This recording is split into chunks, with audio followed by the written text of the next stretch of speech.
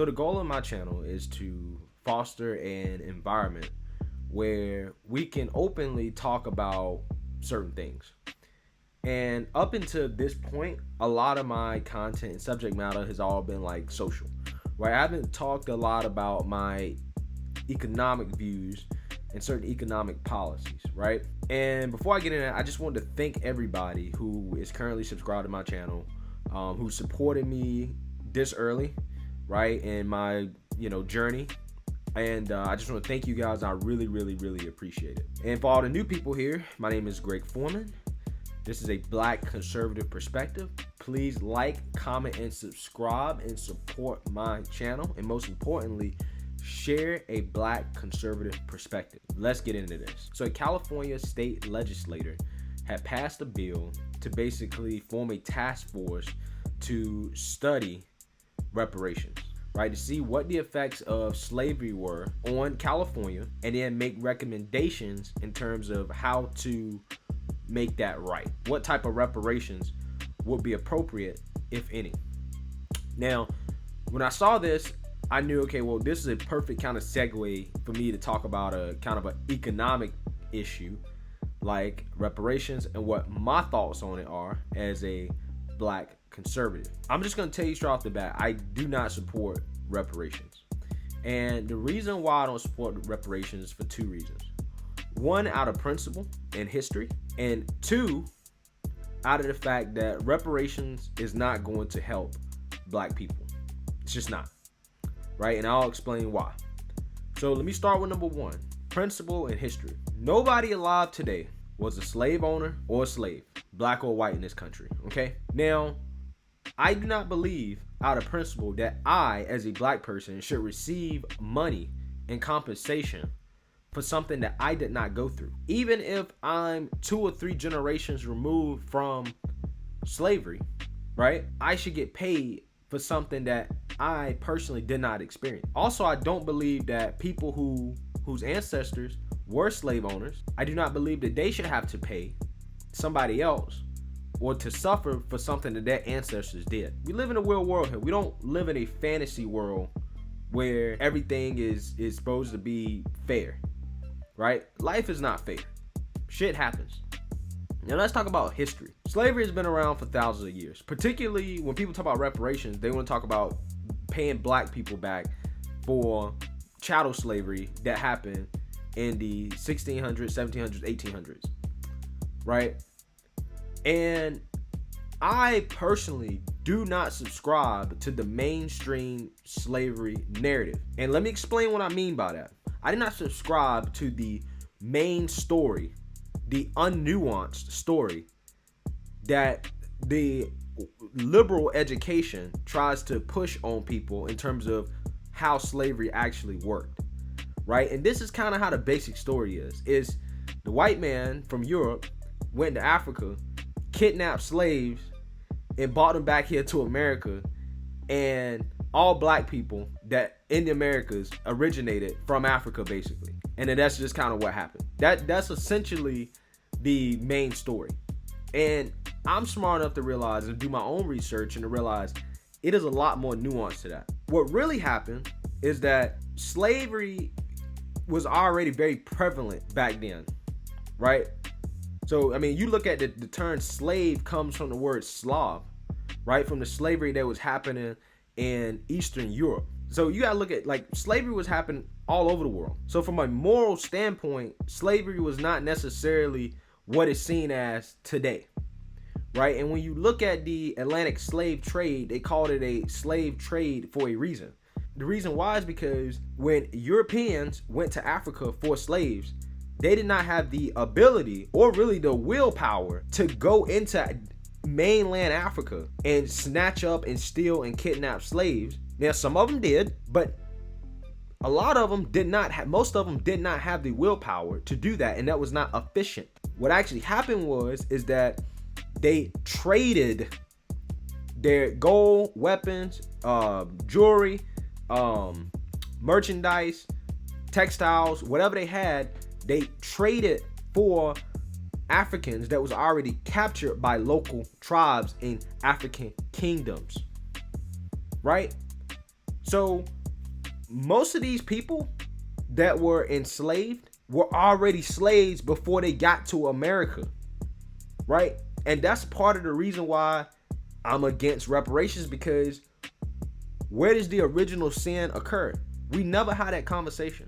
That's a conversation that never happens, because if my ancestors were already slaves before the Europeans got here, why am I going to the Europeans to get payment for something that they technically paid for?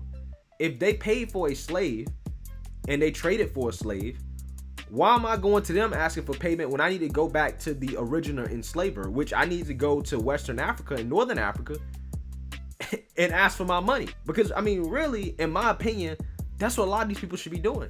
Because that, to me, is where the original sin occurred. Because I guarantee you, Europeans would have captured a lot less slaves. They would have had a lot less slaves had they not had, basically, African slave catchers catching slaves and trading them. You want to talk about one of the largest African slave traders? Arabs. It's going, matter of fact, it's going on right now in Libya, right? It's going on right now, right? But see, nobody ever talks about that. That's one part of it. The second part of it is that they never talk about history, is when back in the 1600s, when they first got to America, right? There were a lot of white indentured servants. Okay, they called them indentured servants. They didn't call them slaves, but they were indentured servants and laborers who, most of them, were signed over by their parents to come over to the New World as labor, right? And most of them didn't survive, right? They didn't live long enough to get out of their contract. So effectively was slavery, right? Even George Washington had white indentured servants who he actually had put out in order to go capture and get some of them back that escaped. But see, historically, we don't call that slavery. It's never mentioned when the white man was a slave to another white man. That's never mentioned. You know who also owned slaves? Native Americans owned slaves, right? These Native Americans, these people that, you know, all these social justice warriors run around here defending, right? They own slaves as well. Black slaves. Black people own slaves, right? So if we instituted the policy of reparations and actually open up the history book, the real history book, and open up some DNA analysis, there's gonna be a lot of black people that owe some black people some money, right? If you want to implement it fairly, right? Because I mean, to me, reparations means that if you benefited from this, you owe me, because you put my ancestors in slavery, so you owe me, right? Otherwise, you have the government just printing off money to try to pay people back, right? But I mean, there was a study, one of these super liberal studies, that basically demanded $300,000 to each black American, right? But back to, I mean, I'm gonna get into that later, but back to my main kind of what I'm talking about right now is that it would be very difficult and very expensive to figure out who actually suffered from slavery, right? And who owes who. I mean, some white people might get money, right? If you're white and you have some, black ancestry, or maybe you are the ancestor of some indentured servant, some Irish indentured servant from back in the day. Black people weren't just the only group discriminated against in America. I mean, look at the Japanese internment camps, right? Look at the Irish. Look how they were treated and discriminated against in America during the 19th century. Some of the things from that era, the Irish discrimination, it looked similar. There was signs that was saying, help wanted, Irish don't apply, right? Maybe you might be owed some money, right? Because how can you define who was fucked over and who was not? Because a lot of people got fucked over back in the day like that, right? You gotta understand, society back then was the ultra wealthy and it was everybody else, basically. Most white people did not own slaves. So the thing is that who's gonna pay who? You can sit here and talk about what the government should pay. Well, didn't the government fight a civil war partially to end slavery? Because the Civil War just wasn't about slavery. Again, like they want to tell you it was. It wasn't just about slavery. That was a part of the reason. That was a major reason, but that wasn't the only reason.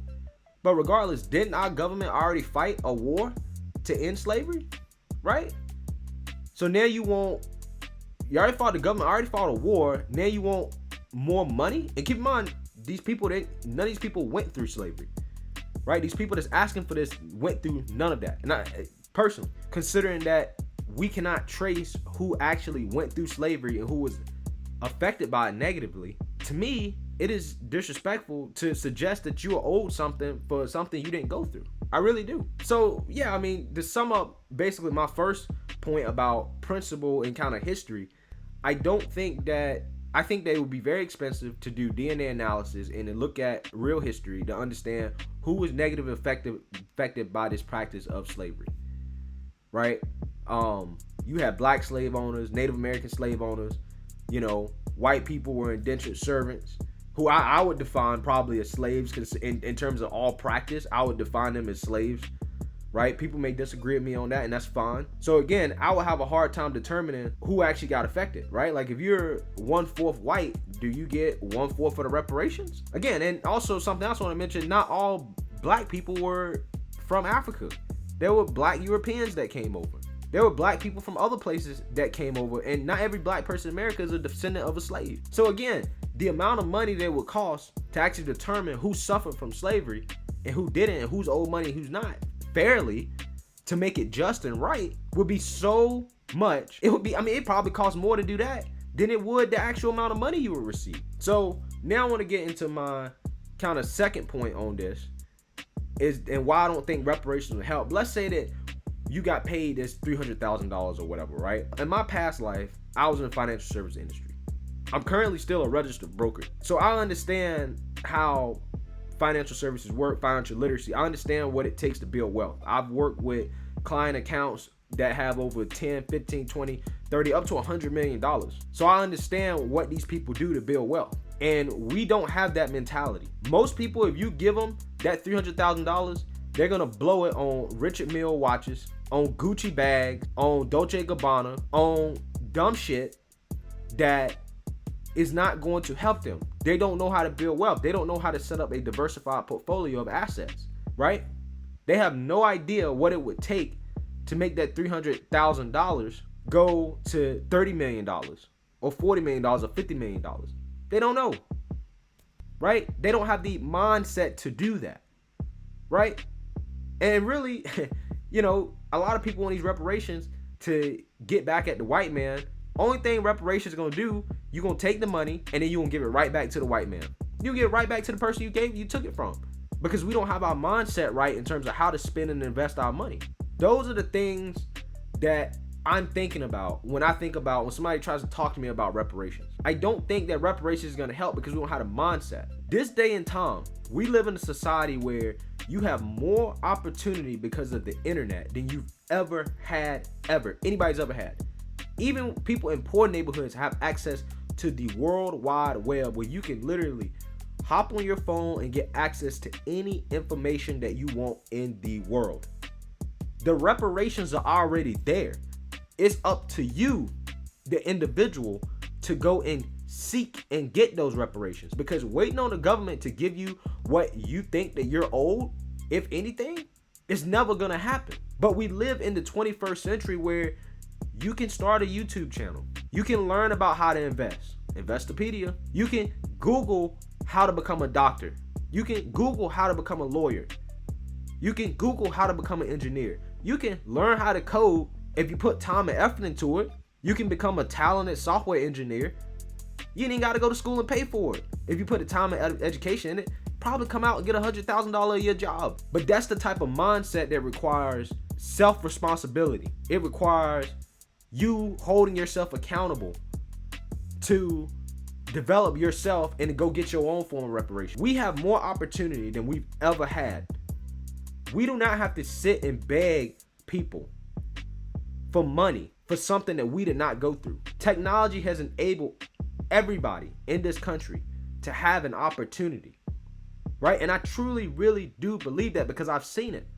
I've seen it every single day. We see people get on the internet and make money because they have some type of talent, some type of skill that people are willing to pay for, and they have access to a worldwide audience. It's not the 60s or 70s, not even really the 90s anymore, where you would have to drive to go to a library to access information, which means you would need to have a car.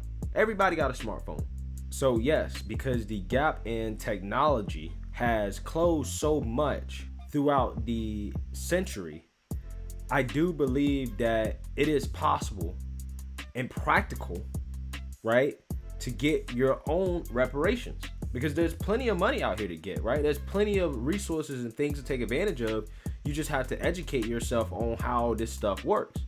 For example, right, the easiest way to become a millionaire is through your 401k, especially if your company matches your 401k, right? So basically what that means is that some companies, a lot of companies do this actually, a lot of companies match your 401k contributions dollar for dollar up to a certain percentage or maximum per year. That's basically free money, right?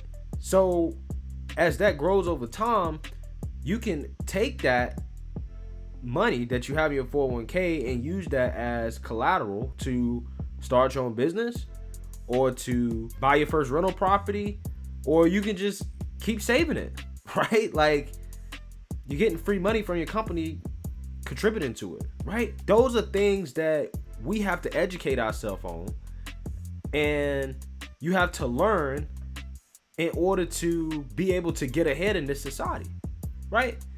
The game is rigged for sure. I'll be the first person to tell you, being in the financial service industry, yes, the game is rigged, but the game is rigged in favor of those who are aware of the rules of the game. That's who it's rigged in favor of. It's rigged against the people who don't know the rules of the game, right? But it starts with educating yourself first. So in summary, I do believe that because the gap in technology has closed, the accessibility of technology, everybody has a smartphone, everybody has the ability to access the internet, which means the gap in knowledge, theoretically, or accessible knowledge, has closed as well, that there's really no need for reparations. And practically speaking, it will be impossible to implement it in a way that is truly fair and equitable. Now, if this was one generation or two generations removed from slavery, where we could reasonably trace who was affected negatively, then yes, I probably would be in favor of reparations, such as during the Reconstruction era when, a lot of black people were promised, 40 acres and a mule that they never got.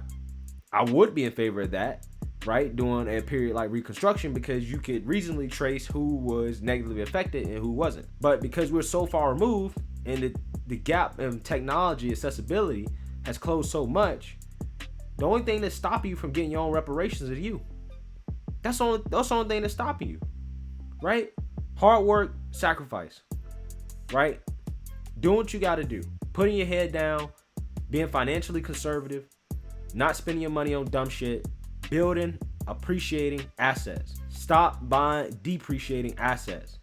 Cars depreciate, rims depreciate, right? Expensive clothes depreciate.